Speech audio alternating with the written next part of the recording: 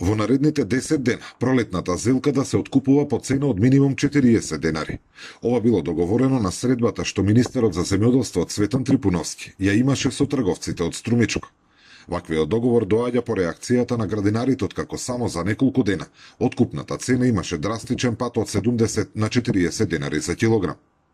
За постигнатиот договор, министерот за земјоделство информираше на неговиот Facebook профил, преку кој соопшти дека министерството ќе следи состојбата со откупот, а веќе следната недела ќе се оствари уште една средба.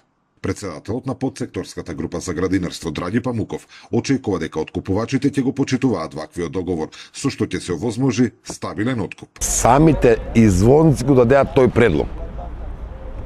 Тој предлог они го дадеа на маса до министру, кој министру не го прифати тоа нивното, за да ја држат цената до 40 денара.